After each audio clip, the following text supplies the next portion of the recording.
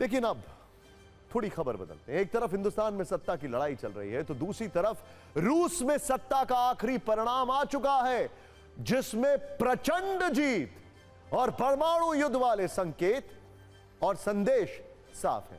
अंतर्राष्ट्रीय सत्ता में एक नाम की चर्चा पिछले कई घंटों से हर तरफ हो रही है, वो है व्लादिमीर पुतिन। और अगर पुतिन अपना यह टर्म भी कंप्लीट करते हैं तो वो स्टालिन से भी ज्यादा लंबा सर्व करने वाले राष्ट्रपति बन जाएंगे रूस के, जो 5वीं बार रिकॉर्ड बहुमत से रूस के राष्ट्रपति अब बन चुके हैं।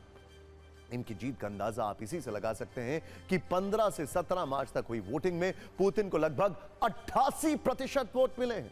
सोचिए कैसे पुतिन की जीत के प्रचंड वजन की वजह से सियासी विरोधी नाम मात्र के दिखे। दूसरे उम्मीदवारों की बात करें तो निकोले को सिर्फ 4% वोट मिले, बाकी का तो पूछिए ही मत। रूस यूक्रेन युद्ध के बीच ये नतीजे बहुत मायने रखते हैं। एक तरफ ये पुतिन के लिए 88% वोट वाली जीत है, जबकि अमेरिका के राष्ट्रपति जो बाइडेन या फिर दूसरे पश्चिमी देशों के लिए यह 100% चिंता का विषय है। हालांकि इस जीत से ज्यादा चौंकाने वाले और कई देशों की चिंता बढ़ाने वाले पुतिन के वो विस्फोटक बयान है जो उन्होंने महाविजय के बाद दिए। इसमें पश्चिमी देशों को खुली चेतावनी दी है और विश्व युद्ध वाली चिंगारियां भी। पहले आपको पुतिन के कुछ बयानों के जरिए संकेत और संदेश के बारे में बताते हैं, उसके बाद अमेरिका, ब्रिटेन, फ्रांस जैसे देशों को दिए खुल्लम खुल्ला चैलेंज को अक्षरशः हम आपको सुनवाएंगे। पुतिन ने कहा कि रूस और नेटो के बीच सीधा टकराव तीसरे विश्व युद्ध की तरफ पहला कदम होगा। यह बहुत बड़ा स्टेटमेंट है विक्ट्री स्पीच के तौर पर देखा जाए तो।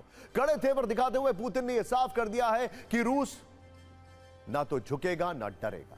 सबसे खतरनाक संकेत पुतिन की इस बात में है कि रूस में हथियार उत्पादन और तेज होगा। पुतिन ने यह भी कहा कि गद्दारों को बिल्कुल नहीं बख्शा जाएगा। पुतिन के एक और बयान के बड़े संकेत है जिसमें उन्होंने कहा कि चीन के साथ संबंध और बेहतर होंगे। और पुतिन ने यह भी कहा कि नेटो में अभी इस वक्त हलचल है और नेटो की फोर्सेस पहले से ही यूक्रेन में।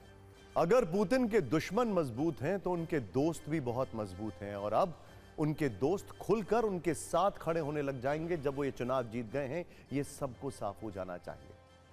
पिछले कुछ वर्षों में आप देखेंगे तो ये जानेंगे कि रूस में कैसे पुतिन की जीत वाली गारंटी चलती है।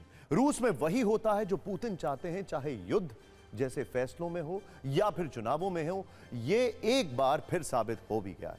रूस में पुतिन राज की पूरी कहानी आज आपको बताते हैं। आज से 24 साल पहले साल 2000 में पहली बार पुतिन रूस के राष्ट्रपति बने। उससे भी पहले येल्सिन ने पुतिन को एक बहुत बड़ी जिम्मेदारी दी थी और वो थी चेचनिया की।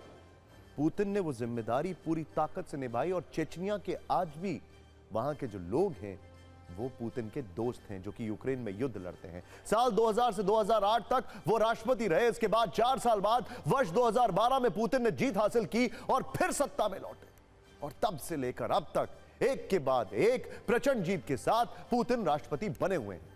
आपको बताते हैं कि कैसे साल दर साल पुतिन की सत्ता रूस में मजबूत होती गई। सिर्फ 30 सेकंड में पुतिन की रिकॉर्ड जीत वाले पंच की पूरी क्रोनोलॉजी देखिए। साल 2000 में पुतिन को 53.4 यानी 53.4% वोट मिले थे। इसके बाद साल 2004 में 71.9% वोट के साथ वो राष्ट्रपति चुने गए। साल 2012 में चुनौती कठिन थी, 63.6% वोट के साथ वो राष्ट्रपति बने। साल 2018 में 76% से ज्यादा वोट मिले और फिर उनको सत्ता मिली। और अब साल 2024 में जब युद्ध हुआ है वहां पर, जब कहा जा रहा था कि पुतिन के खिलाफ विरोध है, तो यह आंकड़ा देखिए 88% वोट।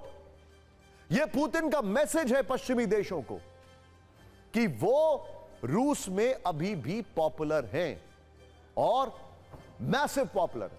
सत्ता के लिए रूस के संविधान में संशोधन हुआ, इसे भी आप देखिए। रूस के संविधान में लिखा है कि कोई भी व्यक्ति लगातार 2 बार से ज्यादा राष्ट्रपति नहीं बन सकता है। यही वजह है कि साल 2008 तक 2 टर्म राष्ट्रपति रहने के बाद पुतिन ने अपने पीएम दिमित्री मेदवेदेव को रूस का राष्ट्रपति बनवाया था, खुद पीएम बन गए थे। इसके बाद नवंबर 2008 में दिमित्री मेदवेदेव ने संविधान संशोधन कर राष्ट्रपति का कार्यकाल 4 से बढ़ाकर 6 साल कर दिया था। जनवरी 2020 में पुतिन ने संविधान संशोधन कर के जरिए 2 टर्म तक राष्ट्रपति रहने की सीमा भी खत्म कर दी थी।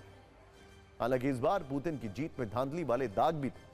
जिसे कहीं ना कहीं जंग वाली जिद को लेकर पूरी दुनिया में बदनाम पुतिन की कार्यशैली पर सवाल उठाए गए। दावा है कि रूस में राष्ट्रपति चुनाव में धांधली हुई, रूस के कब्जे वाले यूक्रेनी प्रांतों में धांधली का दावा किया गया। राष्ट्रपति चुनाव में धांधली के जो दावे हो रहे हैं उसका सबूत सबसे मजबूत जो है वो ये तस्वीर है, जिसमें एक महिला वोट देती दिख रही है। उसके पास में एक रूसी जवान हथियार के साथ खड़ा नजर आ रहा है। दावा है कि बंदूक की नोक पर लोगों से वोट डलवाए गए। दावा यह भी है कि यह तस्वीर रूसी कब्जे वाले यूक्रेनी इलाके लुहांस्क की है। आरोप यह भी है कि चुनाव में कथित धांधली सिर्फ लुहांस्क की नहीं बल्कि रूसी कब्जे वाले बाकी इलाकों जैसे डोनेस्क, ज़ेपोरिज्जिया और खेरसॉन में भी हुई। सवाल खड़ा यह होता है कि क्या ज़ेलेंस्की इस हालात में यूक्रेन में चुनाव करवा सकते हैं? सोचने वाली बात।